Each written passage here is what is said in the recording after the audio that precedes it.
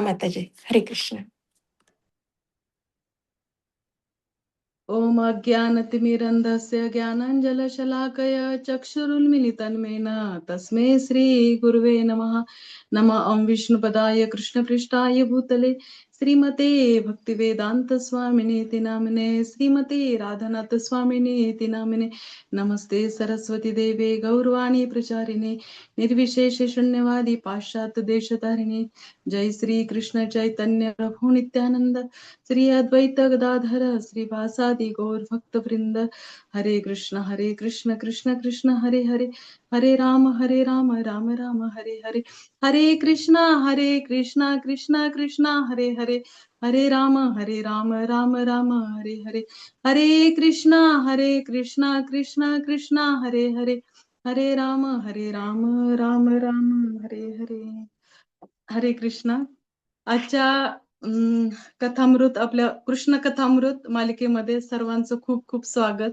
आणि कालच आपण पाहिलं की आनंद गोपी माताजींनी खूप छान अशा पद्धतीने आपल्याला जे कंस अत्याचाराचा प्रारंभ हा आपला अध्याय जो चालू आहे तो आपण खूप छान पद्धतीने त्यांनी सांगितला. म्हणजे मला तर इतका आनंद झाला की आपल्याला जसं कृष्ण कथामृत सुरू झालंय ना तसं एक एक मोती आपल्याला मिळतायत.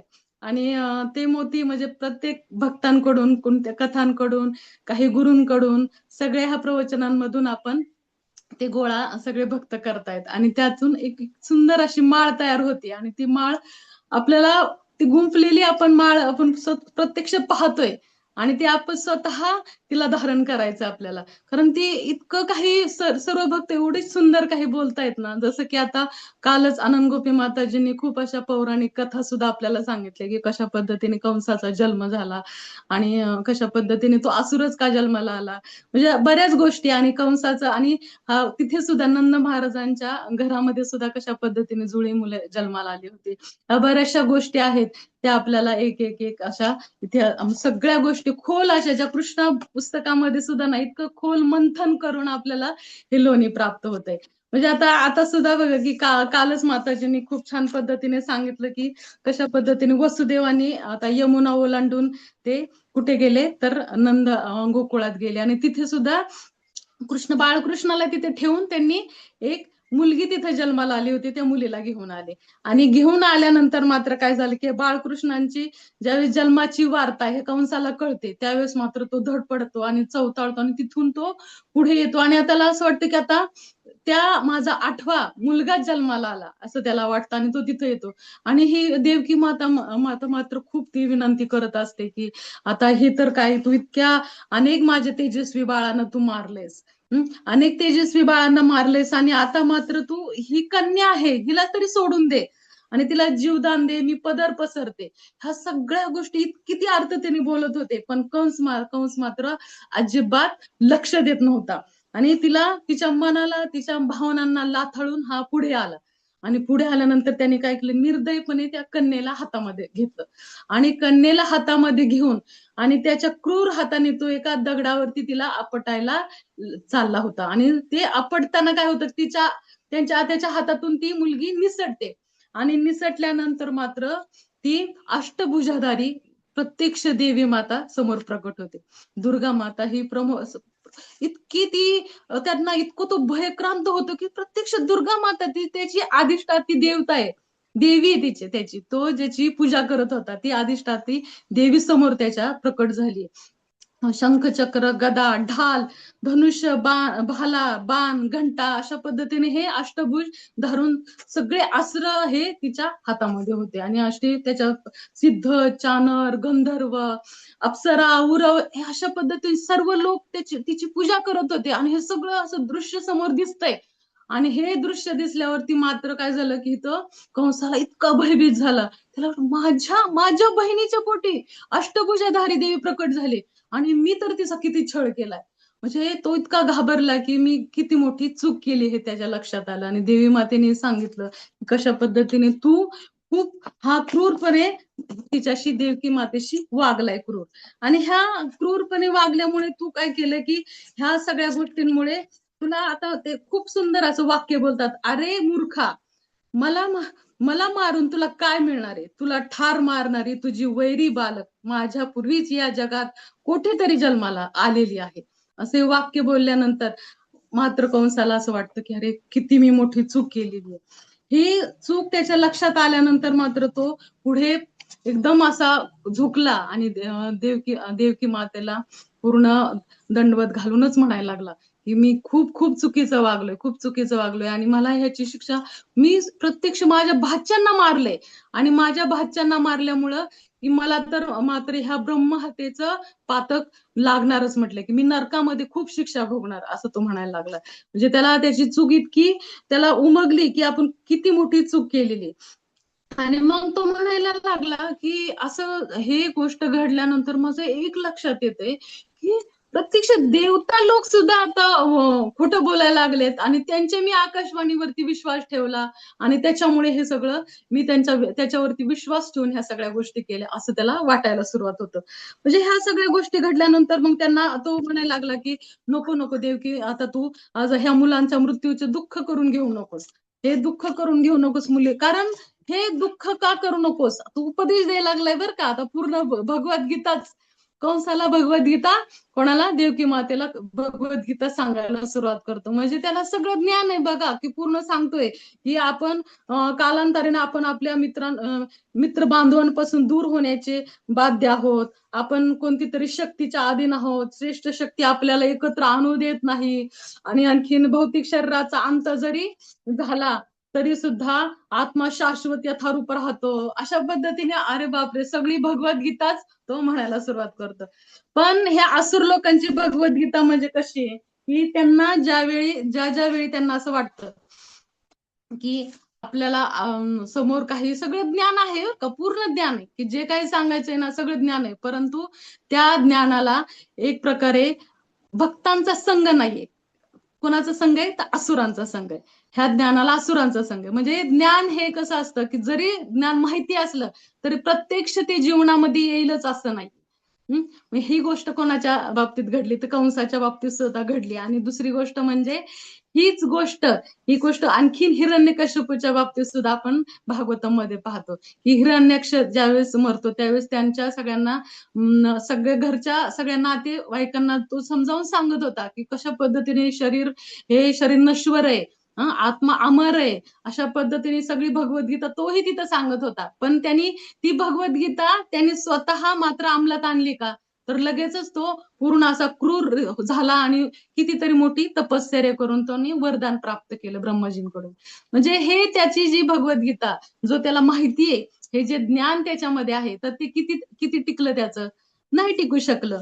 आता ह्या पद्धतीने आपण आणखीन एक पाहू शकतो की कशा पद्धतीने हे एक पौंड्रक नावाचं एक सुद्धा तुम्ही आपण भागवतम मध्ये पाहतो. तो सुद्धा काय म्हणायचं मी स्वतः भगवान आहे, मी स्वतः भगवान आहे. का कशामुळे तो स्वतः भगवान म्हणायचा कारण त्याच्या जो मित्र परिवार आहे आणि त्याच्या जे सगळ्या जे दरबारामधले जे त्याचे चेले आहेत त्यांनीच त्याला भगवान बनवलं होतं. कारण ते म्हणायचे खरी तुम्ही भगवान आहात, तुम्ही महान आहात, तुम्ही महान आहात. एखाद्याला खूप खूप सारखं महान महान वाटले होते त्याला पण वाटायला लागतं ना अरे मी खरंच महान असेल असं त्याला वाटायला लागतं ना. तसं त्याला वाटायला लागलं की अरे सगळे मला भगवान भगवान म्हणतात म्हणजे खरंच मी भगवान आहे. असं स्वतःला म्हणायला लागतो आणि कशा पद्धतीने त्याने स्वतः भगवान श्रीकृष्णांना आवाहन दिलं आणि तो लगेचच तिथे भगवंतांनी त्याचा वध केला. म्हणजे अशा पद्धतीने लोक हे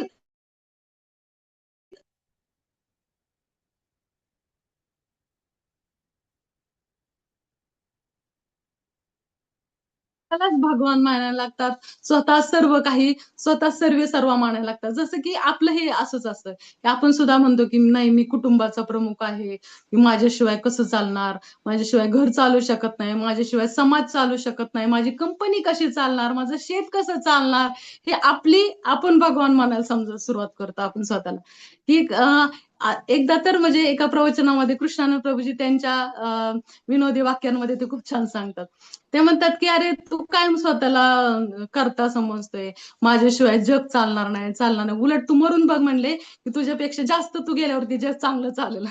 म्हणजे अशा पद्धतीने की आपण स्वतःला काय करतो की खूप करता समजतो, पण आपण काही करता नाही. आपलं एक गवताचं पात सुद्धा भगवंतांच्या इच्छेशिवाय हलत नाही. मग आपण कोणत्या झाडाची मुळी आहोत, आपण कुठेच नाही, आपलं अस्तित्व कुठेच नाही. त्या पद्धतीने अजून एक आपण भागवतम मधलं एक उदाहरण आपण पाहतो की द्विविध असुराचे सुद्धा. तर द्विविध असुर काय होता की द्विविध असुर प्रत्यक्ष प्रभू रामचंद्राच्या काळामध्ये की तो सुग्रीवाचा एक खूप मोठा सेनापती, म्हणजे एक पद्धतीने खूप मोठं पद त्याला सैन्यामध्ये होतं, आणि तो रावणाविरुद्ध लढायला तिथे होता. एवढा द्विविध होता मोठा. पण त्याने तो काय करायचा, प्रभू रामांना तो आदर करायचा आणि लक्ष्मणाला मात्र लक्ष्मणाचा द्वेष करायचा. आणि मग इथेच त्याचं काय सुरू झालं की अधोगतीचा मार्ग त्याचा सुरू झाला. जसं म्हणतो ना आपण की हरिनाम घेतल्यानंतर एखादी सुकृत अवस्था सुरू होती, त्याच पद्धतीने द्वेष केल्यानंतर मात्र इथे काय झालं त्याचं की आपोआप त्याच्या अधोगतीचा स्तर सुरू झाला. आणि अधोगतीचा स्तर त्याचा ज्यावेळेस सुरू होतो त्यावेळेस मात्र मग त्याला काय वाटायला लागतं की मग आपोआपच एक प्रकारे आत अहंकार यायला लागतो. म्हणजे सुरुवात कुठून होते, आतल्या अहंकारापासून. आतून अहंकार यायला लागतो आणि ह्या अहंकारापोटी आपोआपच आपल्याला संगत गुण सुद्धा तसे प्राप्त व्हायला लागतात. तो काय करतो, नरकासुराचा संग घेतो आणि नरकासुराच्या संगतीमुळे त्याच्यामध्ये तमोगुण आत येतो आणि तमोगुण आल्यामुळे तो असा आसुरी प्रवृत्तीचा व्हायला सुरुवात होतो. आणि मग आपण पाहतो की कशा पद्धतीने आपण भागवतम मध्ये पाहतो, पुढे कृष्णा बुक मध्ये पाहणार आहोत की तोच कशा पद्धतीने त्याच्यावरती बलराम स्वतः प्रत्यक्ष बलराम ह्या द्विविज वानराला मारून टाकतात. म्हणजे हे आहे की संगत गुण आहे की जसा संगत असेल ना, आता कंसाला सुद्धा कसा संगत लाभला कंसाला, की कंसाला सुद्धा त्याचे जे असुर आहेत ते सांगणारे असतात, की त्याचे मित्र परिवार सांगतात की त्याचे जे दरबारातले आहेत ते त्याचे मित्र होतात. म्हणजे हे संगत गुण खूप महत्वाचे. गुरु तत्वांचा कधी आपण इथं पाहतो आपण की गुरूंना अपमान केला त्याने. गुरुतत्व लक्ष्मण कोण आहेत, गुरुतत्व आहेत. मग गुरुतत्व म्हणजे प्रत्यक्ष बलरामजींनीच त्याला मारून टाकलं. आणि ज्यावेळेस ह्या गुरुतत्वाचा ज्यावेळेस आपल्याला आशीर्वाद प्राप्त होतो ना, तिथे सुद्धा खूप फल प्राप्ती होते आपल्याला. ते सुद्धा एक उदाहरण आहे रघुनाथदास गोस्वामींचं सुद्धा बघा, की रघुनाथदास गोस्वामींना प्रत्यक्ष महाप्रभूंनी सुद्धा म्हणले की तू ज्या स्थितीमध्ये आहे तिथे थांब. आता रघुनाथदास गोस्वामी तर किती मोठे धनाढ्य परिवारामध्ये, पण त्यांना ह्या संसाराच्या चिखलातून बाहेर यायचं होतं. त्यावेळेस महाप्रभू काय म्हटले की तू असेल तिथे त्या पद्धतीने राहा, मात्र त्यांना तिथून बाहेर नाही येता नाही आलं. पण ज्यावेळेस नित्यानंद प्रभूंची त्यांना कृपा प्राप्त होते, नित्यानंद प्रभू कोण आहे, ते गुरुतत्व आहेत आणि त्यांच्या चरण त्यांच्या डोक्यावरती पडतं, त्यावेळेस मात्र त्यांना महाप्रभूंची कृपा प्राप्त होते. म्हणजे इथे सुद्धा बघा की इथे कोण झालं की महाप्रभूंची कृपा झाल्यावर सुद्धा पुढे बघा की महाप्रभू स्वरूप दामोदर गोस्वामींना त्यांना सुपूर्त करतात. म्हणजे महाप्रभू सुद्धा गुरूंना किती महत्व देतात, एक शिक्षा गुरु असू आणि सर्व म्हणजे भक्तांचा आश्रय आपण कसा घेतला पाहिजे इथे सुद्धा ते शिकवतात. आणि आणखीन गुरुकृपा जर म्हटलं गेलं तर आपण माधवेंद्रपुरी आणि ईश्वरपुरी जे पाहतो आपण की ईश्वरपुरी सुद्धा ज्यावेळेस खूप आजारी होते त्यावेळेस ईश्वरपुरींना प्रत्यक्ष माधवेंद्रपुरी ज्यावेळेस आजारी होते त्यावेळेस ईश्वरपुरींनी त्यांना खूप सेवा केली. खूप सेवा केल्यानंतर मग तिथेच काय होत, त्यांचेच दुसरे शिष्य कोणते, तर रामचंद्रपुरी. मग त्यांनी काय करायचे, ते त्यांना तुम्ही निराकारावरती स्मरण करा, तुम्ही हे करा, तुम्ही कृष्ण कृष्ण काय म्हणताय, सर्वत्र आहे प्राप्त नाही झाले, सर्वत्र तर कृष्ण आहेत ना, असं म्हणजे वेगवेगळा असा उपदेश केल्यानंतर मात्र माधवेंद्रपुरी तिथं कुपित होतात आणि त्यांना गुरूंचा अपमानाचं फळ त्यांना पुढे भोगावं लागतं. तर इतकं त्यांना भोगावं लागतं की ते स्वतः प्रत्यक्ष महाप्रभूंचाच अपमान करतात रामचंद्रपुरी. कारण त्यांचं तितकी त्यांची सुद्धा अधोगती सुरू होत होती. कारण जर गुरूंना आपण तत्व पुढे नाही केलं, गुरूंना जर आपण नाही मानलं आणि तर मात्र काय होतं की त्याची अधोगती व्हायला सुरुवात होती. जसं इथं द्विविज रावणाची सुद्धा वानराची सुद्धा काय झाली की अधोगती झाली. तसंच आता इथं कंसाला सुद्धा कसे झाले की सगळे गुरु, आता कंस मात्र हातबल झालाय ना. आता कंस काय झालाय की त्याला आता कळलंय की अरे म्हणजे एक प्रकारे सरेंडर झाल्यासारखा झालाय की देवकीवर माझ्याकडून खूप चूक झाली, मी आता माफी मागितली, म्हणजे तो थोडा नम्र झाला होता. पण मात्र तो नम्र झाला की मग त्यांच्या दरबारातले गुरु झाले ना, अरे आम्ही आता ह्या नम्र झाले, आम्ही गुरु, अशा पद्धतीने हावभाव करायला. अहो तुम्ही मोठे राजे आहात, तुम्ही अशा पद्धतीने, तुम्हाला आठवतंय का म्हटले की तुम्ही सगळ्या देवतांना जेरीस आणलं होतं, सगळ्यांना पळापळी करून ठेवली होती, तुम्ही महान आहात, तुम्ही किती महान आहात, तुम्ही अमुक आहात तमुक आहात, अशा पद्धतीने सगळं डोक्यावर चढवलं त्याला. आणि चढवल्यावरती मात्र काय केलं की मग तिथे सांगायला सुरुवात केली, तुम्ही काळजी करू नका, आपण काय करू की 10 दिवसामध्ये जे जे काही बालक जन्माला आले होते त्यांना मारून टाकू. आणि कोणाला आणखीन मारायचंय ते म्हणतात. आणखीन आता कोणाकोणाला मारायचंय तर ते सांगायला सुरुवात करतात की ब्राह्मण, गायी, वैदिक ज्ञान, तप, सत्य, विवेक, मनोनिग्रह, प्रामाणिकपणा, दान, सहनशीलता, यज्ञ, हे भगवान विष्णूंचे शरीर आहेत ना, अवयव आहेत त्यांचे. आणि मग त्याच्यामध्ये जर आपण हे गायला, ब्राह्मणांना जर आपण मारलं, तर मात्र मात्र कोणाला आपोआपच हा विष्णू खचील होईल असं ते म्हणतात. म्हणजे बघा की त्यांची किती प्रवृत्ती अशी नीच आहे. त्यांचा हा परामर्श बघा की कसा कंसाला ते देत आहे. आणि आपण जर पाहायला गेलं तर आहे ना, आपली जी संस्कृती आहे ना, तर ती 4 स्तंभावरती आधारित आहे आपली संस्कृती. म्हणजे गाय, ब्राह्मण, आणि दानी पुरुष आणि सती स्त्री.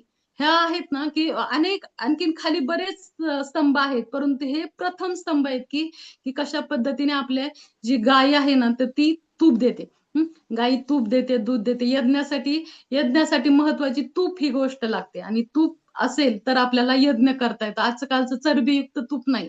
आजकाल तर यज्ञ करणं म्हणजे आपण आपलं आपलं जर तूप घातलं तर आपल्याला पुण्य मिळण्यापेक्षा आपल्याला देवी देवता सगळे कोपित होतील, अशा पद्धतीने आजकालची स्थिती आहे. म्हणजे ह्या पद्धतीने की आपल्याला त्या पद्धतीने गायी आणि गायीचं तूप हे केवळ यज्ञ करण्यासाठी आपल्याला गायीपासूनच प्राप्त होणार आहे आपल्याला. दुसरी गोष्ट म्हणजे की ब्राह्मण म्हणजे ऋषीमुनी. आजकाल ऋषीमुनी जे स्तंभ आहेत, आपण जे म्हणतो ना, आता आपल्याला जे खायला मिळतंय, जे काही हवा मिळते, जे काही आपल्याला सध्या आपण जगण्यासाठी जे काही मिळतंय ना, ते केवळ हे जे आहेत ऋषीमुनी किंवा जे ब्राह्मण आहेत, जे नाम जप करतात, जे यज्ञ करतात, त्याच्यातून जे काही पुण्य त्याच्या आधारावरती ही आता आजकाल पृथ्वी कायम आहे, की जे जे काही धान्य आपल्याला देते ते केवळ ह्यांच्या नामस्मरणामुळे देते. म्हणजे आपण जगतोय ना, केवळ त्यांच्यामुळे जगतोय. म्हणून हा ते सुद्धा एक खूप मोठा आधार आहे. आणि पुढे काय सांगितले, दानी पुरुष. दानी पुरुष म्हणजे एक प्रकारे की जे दान धर्म करतात. दान धर्म आपल्या मंदिराला दान करा, गोशाळेला दान करा, म्हणजे अशा पद्धतीने अन्नदान करा. हे सगळे जे दान आहेत ना, ते एक दानी पुरुष देतो. आणि ह्या दानी पुरुषामुळे सुद्धा खूप आपल्या संस्कृतीचं रक्षण होतं. कारण त्या पद्धतीने हे दान दिल्यामुळेच तर आपण ही संस्कृतीला काहीतरी आपण वाचवू शकतो. आणि ती चौथी गोष्ट म्हणजे सतीश्री. सतीश्री सुद्धा इतकी आवश्यक आहे की सतीश्रीला असं म्हटलं जातं की ती एक प्रकारे जी स्त्री म्हणजे इतर पुरुषांकडं वाईट नजरेने पाहत नाही, किंवा आपली जी कुटुंब आहे ते आपल्या पतीवरतीच विसंबून राहते. म्हणजे अशा पद्धतीने स्त्री ही खूप महत्वाचा भाग आहे. पूर्ण कुटुंबाचाच आपल्या स्त्री महत्वाचा भाग आहे. हा आपला विषय आणखीन खूप मोठा आहे आणि खूप हे झालं, पण आपल्याला इतक्या खोल जायचं नाही. पण सांगायचं गोष्ट काय तर ह्या ज्या असुरांनी आहे, त्या असुरांनी काय सांगितलं की ही गायी, जे ब्राह्मण आहेत, जे स्त्रीची विटंबना करणं, ह्या सगळ्या गोष्टी आपण केल्या ना, आपोआपच काय होणार आहे की काय इथे विष्णू खचील होऊन जाईल असं त्यांना वाटतंय. म्हणजे आणि ह्या पद्धतीने ह्या असुरांनी सांगायला सुरुवात केली अशी कृत्य, आणि करायला सुरुवात केली की कशा पद्धतीने ह्या इतक्या काही गोष्टी सुरुवात केल्या की पुढे शेवट असं म्हटलंय की ब्राह्मणांच्या चरणी अपराध, साक्षात पूर्ण पुरुषांत भगवंतांच्या चरण कमलाशी केलेला अपराधाहून मोठा अपराध आहे. आणि अशा रीतीने ईश्वर सहित संस्कृती किंवा नास्तिक संस्कृती दुःखाचा स्रोत निर्माण करणारी ठरते. म्हणजे नास्तिक संस्कृती आहे ना, शेवट असं म्हटलंय की नास्तिक संस्कृती ही सगळ्या मोठ्या दुःखांना कारण ठरते. आता ही नास्तिक संस्कृती आजकाल सुरू आहे. आजकाल इतकी एवढ्या गोष्टी सगळ्या चालू झाल्यात. आता तुम्हाला म्हणजे एक गोष्ट मला पण सांगावीशी वाटते की आजकाल एक तुम्हाला एक हे आहे बघा, 1900 मला वाटते 14 मध्ये, 2019 मध्ये, 2019 मध्ये एक आहे ना, इप्स्टीन नावाचा एक USA मध्ये एक माणूस होऊन गेला. तर तो इतका श्रीमंत होता, एवढा श्रीमंत, स्वतःच त्याचं आयलंड होतं. म्हणजे आसूर कसे असतात ना ह्या कलियुगामध्ये, ते मला सांगायचंय तुम्हाला की तो ह्या पद्धतीने त्याला ज्यावेळेस जेल होते, ज्या त्याला पकडलं जातं, पकडल्यानंतर तो तिथेच आत्महत्या करतो. तो आत्महत्या करतो आणि त्याच्यानंतर सगळ्या गोष्टी आता उलगडायला सुरुवात झाल्या कारण त्याचं स्वतः जे जे आयलंड आहे त्याच्यावरती तो काय काय करायचा, त्याच्या अनेक अब्जादी अशा क्लिप्स तिथं त्याच्या आहेत. आणि आता युएसए सरकार एक एक क्लिप्स आता बाहेर काढतायत, कारण ते सगळं पूर्ण युएस डिपार्टमेंट ऑफ जस्टिस ह्यांनी ही जी फाईल आहे ना ती आपल्या हाती घेतली आणि त्याच्यामध्ये सगळं त्यांच्या लक्षात आलं. तर कशा पद्धतीने लहान मुलींना मोठ्या मुलींना तिथं नेलं जायचं, त्यांच्यावरती अत्याचार केला जायचा. आणि दुसरी गोष्ट म्हणजे त्यांना एवढे टॉर्चर केलं जायचं तिथे की त्यांना त्या प्रकारे हार्मोन्स त्यांच्यामध्ये त्या भीतीचे तयार करायचे आणि मग ते मांस शरीरासाठी आपलं चांगलं असतं आणि मग ते मांस पण खायचं. अशा पद्धतीने तिथे चालू होतं. आणि मग आता ह्या महिन्यामध्येच त्या सगळ्या काही आणखीन काही क्लिप्स बाहेर काढल्या, त्याच्यामध्ये ट्रम्पचं सुद्धा काही व्हिडिओज आपण तिथे पाहतो. आणि त्यावेळेस ते ट्रम्पचे व्हिडिओ आल्यानंतर सुद्धा बरीचशी लोक त्याच्या बिल्डिंग खाली जमा झाली होती, म्हणजे काय हा प्रकार आहे म्हणून. म्हणजे अनेक बडे नेते आहेत, जसं मायकेल जॅक्सन वगैरे हे सगळे आहेत, जे मोठे मोठे कलाकार सुद्धा तिथे ते सुद्धा तिथे सामील होते. म्हणजे अशा पद्धतीने हे जे असुर आहेत ना हे कोणत्या स्तरापर्यंत जातात आणि कोणत्या स्तरापर्यंत जातात हे आता आजकाल अजून तर 5,000 वर्ष कलियुग सुरू होऊन झालेलं आहे. तर कलियुग सुरू होऊन 5,000 वर्ष झालं तरच ही स्थिती, आणि अजून तर आणखी कुठं कुठं आपल्याला पुढे पाहायचंय अजून सगळ्या गोष्टी. म्हणजे हे खूप सगळ्या गोष्टी अवघड आहेत. जसं की आसूर जे म्हणतो ना आपण, की आसूर म्हणजे काय काय कधी कधी आपण कल्पना करतो की अशी इकडून इकडून शिंग आलेत, आणि तो हा हा करतोय, मोठ्या मोठ्या मिशा आहेत त्याला, हे असे आसूर नाहीत. आजकाल आसूर म्हणजे सूट बूट टाय मधले आसूर असतात आजकालचे. म्हणजे ते म्हणत आपल्याला कळत नाही ते आसूर आहेत म्हणून. आपल्याला ते इंटेलिजंट व्यक्ती दिसतात, पण आतमध्ये त्यांच्या कशा पद्धतीने हे आसूर असतात हे कोणाला कळता येत नाही. म्हणून आपण कलियुगात राहतोय ना, तर कलियुगात राहतोय ते म्हणजे आपण एका टोकदार तलवारीवरती चालतोय आपण. आणि ह्या टोकदार तलवारीवरती चाललेला असताना फक्त आपल्याला आपली ना गुरु परंपरेची दोरी आपल्या हातात आहे, म्हणून आपण ही चालू शकतोय. ज्यावेळेस आपण ही गुरु परंपरेची दोरी ढिली करून आपण, त्यावेळेस आपले पाय त्यात कापल्याशिवाय राहणार नाही. म्हणजे अशी स्थिती सध्या आपली आहे. त्याच्यामुळे इतकं सगळ्या गोष्टी अवघड आहेत, पण आपण आपल्याला मात्र आपली परंपरा सोडायची नाही, आपण घट्ट पकडून राहायचं आणि ह्या तलवारीवरती आपल्याला चालायचंय. पण तलवार आपल्याला केवळ आपली गुरु परंपरा असल्यामुळे आपल्याला कापत नाहीये. म्हणजे ह्या सगळ्या गोष्टी एक सुद्धा मला नेहमी सांगावं असं वाटतं, की आपण आहे ना आपल्याला ज्यावेळेस कळतं ना की आपण आपण भक्तीमध्ये आलोय ना, इतकं मोठा ठेवा आपल्याला प्राप्त झालाय आणि तो ठेवा प्राप्त झाल्यावरती आपण अगदी साधारण गोष्ट घ्यायची नाहीये आपल्याला. मिळमिळी भक्ती करायची नाही, गुणगुणी. जे कृष्णन प्रभूजी एका प्रवचनामध्ये मला नेहमी सांगावं असं वाटतं त्यांचं, की ते म्हणायचे, ते म्हणतात की कशा पद्धतीने तुम्ही ज्यावेळेस भक्ती करताना खूप सिरियसली भक्ती केली पाहिजे. आपले राधानाथ महाराज सुद्धा म्हणतात भक्ती प्राप्त झाली ती सिरियसलीच करायची. आणि त्यावेळेस कारण ते प्रभूजी म्हणत होते की तुम्ही ज्यावेळेस भक्ती करता साधारण, तर साधारण भक्ती केल्यावर तुम्ही कुठे जाऊ शकता, तर स्वर्गात. स्वर्गात गेल्यानंतर तिथं 36,000 वर्षानंतर तुम्ही पुन्हा पृथ्वीवरती येणार. कारण टेकअप करण्यासाठी कुठं गेलं तरी विमान जसं टेकअप करण्यासाठी पुन्हा विमानतळावर येतं ना आणि तिथूनच आपल्याला उडावं लागतं, तसं हे पृथ्वी हे टेकअप आहे. कुठेही तुम्ही जा, सत्यलोकात जा, पृथ्वीवरती जा, पाताळात जा, रसातळात जा, पण पुन्हा सगळे भोग भोगल्यानंतर आपल्याला पृथ्वीवरतीच यायचंय. आणि इथे आल्यानंतर आपल्याला इथून टेकअप घेताना आपल्याला इथले जीवन सुद्धा जगायचंय. मग त्यावेळेस तुम्ही स्वर्गात जाता, 36,000 वर्षांनी पुन्हा खाली येताल, त्यावेळेस मात्र हे गौडीय संप्रदाय किंवा हे 10,000 हे जे हरिनाम आपण घेतोय ना, जे आता सगळ्या देवदेव सगळे करतोय, ते फक्त 10,000 वर्षापुरताच हा सुवर्ण काळ आहे.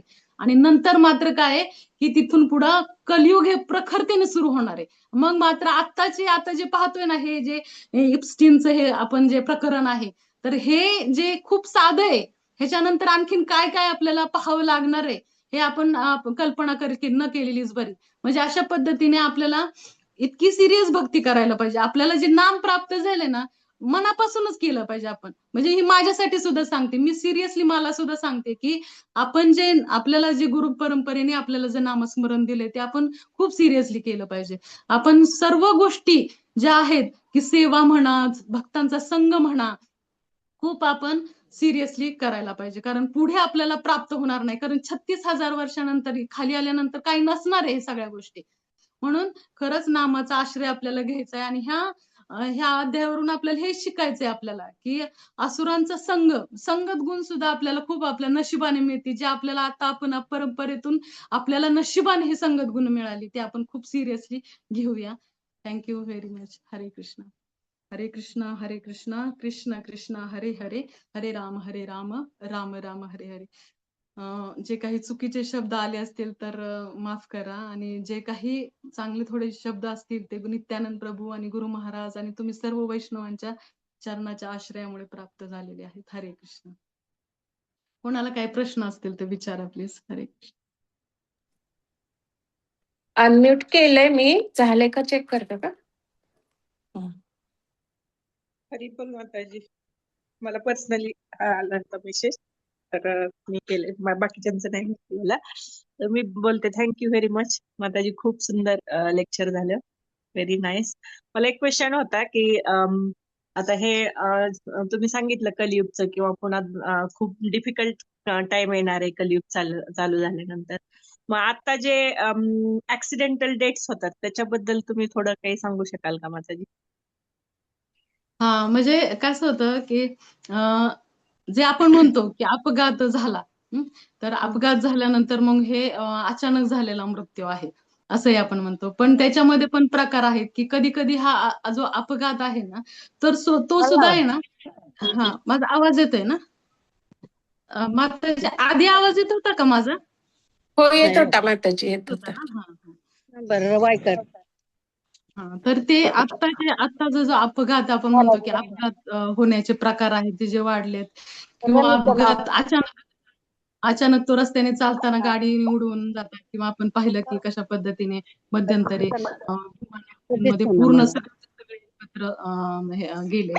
आणि आता सुद्धा आपण अजितदादा पाहतो.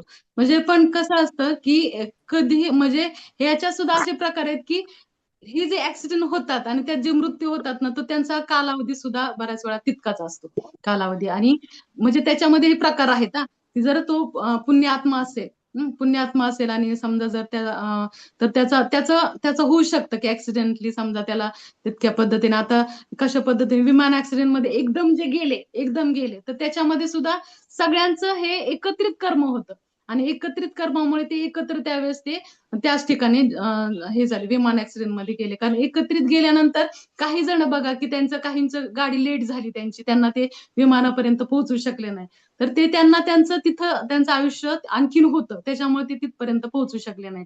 म्हणजे हे सुद्धा कारण होतं ना, तर ते सुद्धा आपल्या डेस्टिनीच असते. म्हणजे आपली जी आहे, जेवढं आपलं कर्म आहे, आपल्याला एक श्वास जे म्हणतो ना आपण की आपल्याला एक्स्ट्रा मिळत नाही.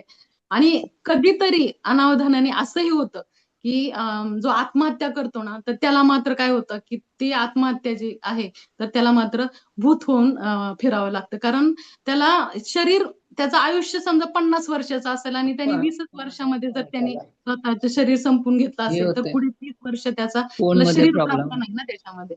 त्याच्यामुळे ते एक आहे की त्याला आत्महत्या केली तर ते एक नाही त्याचं म्हणजे हे होणं. पण ऍक्सिडेंटली जी डेथ आहे ना, तर ती सुद्धा आपल्याला म्हणजे आपल्या डेस्टिनीनुसार कर्मानुसारच आपल्याला मिळते, असं मी ऐकले. आणखीन काही कोणाला सांगायचं तर सांगू शकता. हरे कृष्णा माताजी, दंडवत प्रणाम. हरे.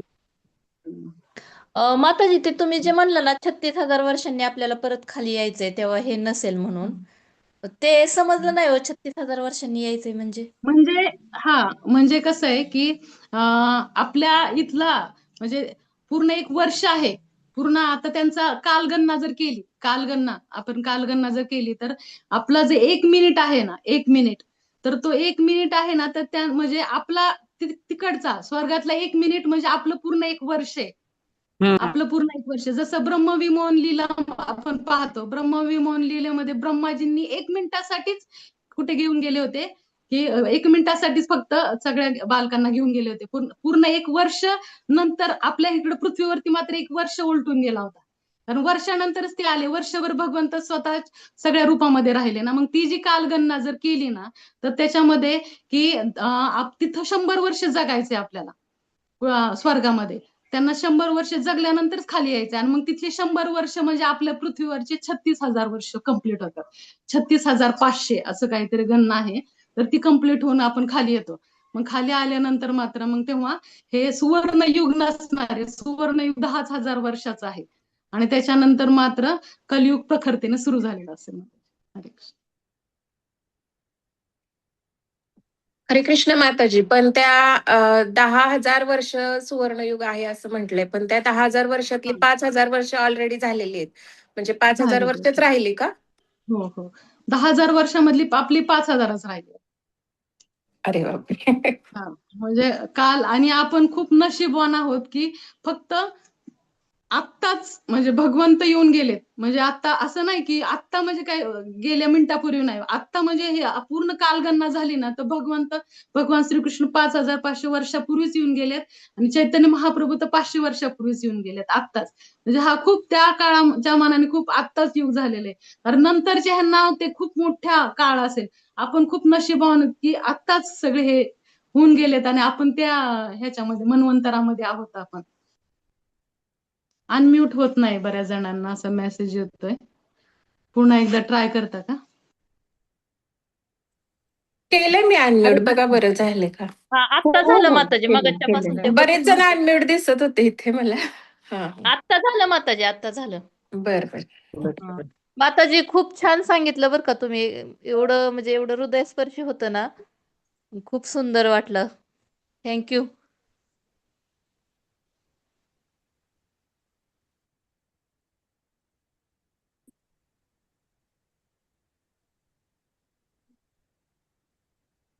अजून कोणाला काही आवाज येतोय ना माझा? कारण मला मध्येच असं अचानक हे झालं, कर्र आवाज आला.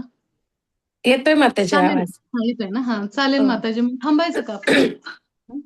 चालेल माताजी, खूप छान थांबायचं. तुम्ही सांगितलं माताजी. आणि ह्या म्हणजे स्वर्गातलं आपलं आयुष्य आणि इथलं आयुष्य यामध्ये खूप बऱ्याच जणांचा गोंधळ होता, तोही क्लिअर झाला माताजी. थँक्यू. हरे कृष्ण. सर्व श्रोतृ वर्गाचे सुद्धा खूप खूप धन्यवाद, तुम्ही आज जॉईन झालात त्याबद्दल. आणि आपला हा जो कृष्ण कथामृत मालिका आहे ती दर आठवड्याच्या रविवार, सोमवार, मंगळवार आणि बुधवार या 4 दिवशी दुपारी 2 वाजता ऑनलाईन झूम ॲपद्वारे आपण घेत असतो. आणि त्याची लिंक दररोज आपल्या सर्व इस्कॉनच्या ग्रुपवरती पाठवली जाते. तुम्ही ती लिंक तुमच्या मैत्रिणींना, आजूबाजूच्या ओळखीच्या महिलांना, तसेच नातेवाईक महिलांना शेअर करू शकता आणि त्यांनाही प्रोत्साहित करू शकता की या मालिकेमध्ये सहभागी होण्यासाठी, तसेच ह्या श्रवणाचा आनंद घेण्यासाठी. हरे कृष्ण. खूप खूप धन्यवाद सर्वांचे. थांबायचं माताजी. हरे कृष्ण.